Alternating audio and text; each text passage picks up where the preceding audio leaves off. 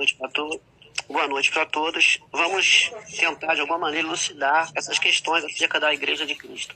Observamos, primeiramente, que o nosso amado irmão, amigo católico, ele tenta, de toda maneira, através de um input, ou seja, de um texto longo, que ele escreveu, citando vários versículos, e, ao mesmo tempo, alguns historiadores dos primeiros séculos, que são chamados de pai da Igreja, da patrística, para poder dar um fundo histórico para poder sustentar que a mesma igreja fundada no primeiro século, através de Jesus Cristo, em Mateus 16, versículo 18, seria a mesma igreja, a igreja romana.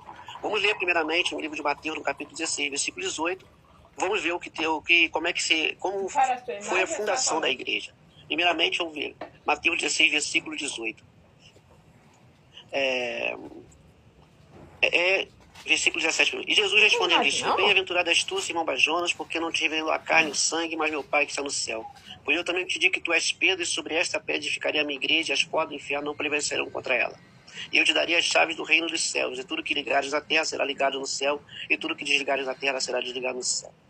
Observamos que a igreja começa através de uma pergunta acerca, com todos os discípulos estavam reunidos, Pedro, Tiago, João e todos os demais apóstolos ali estavam reunidos, e Jesus pergunta para os seus discípulos: quem é Jesus Cristo? Quem seria Jesus Cristo para eles ou para todos ali? Uns dizem que você é um profeta, outros dizem que você é um ser iluminado, enfim. Mas Pedro, tomando a palavra, diz: tu és Cristo, o Filho do Deus vivo, o Filho do Deus vivo. Jesus declara: bem-aventurado és tu, Simão Barjona, que não foi a carne e o sangue que te revelou, mas sim meu Pai que está no céu. Observe que a confissão de Pedro se torna um pilar, ou seja, o fundamento para que a igreja de Jesus fosse edificada. Observamos que ali não havia templo, não havia nada, a não somente o quê? Uma confissão acerca de que seria essa igreja. Essa igreja ela é fundada em cima de uma confissão. Automaticamente, Pedro ali tem a revelação de quem é Jesus Cristo, automaticamente, evidentemente, ele se torna dos primeiros, ou seja, o primeiro a reconhecer que Jesus Cristo era o próprio Deus.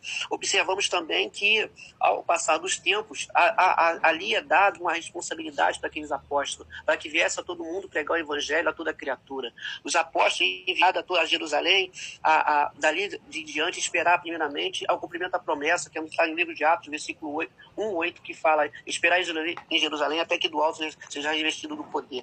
Observe que no capítulo 2 de Atos Apóstolos, lá é o cumprimento da promessa que estava no livro de Joel, acerca que o Espírito de Deus seria derramado sobre toda a carne, no dia de Pentecostes. Havia 120 discípulos de Jesus reunidos,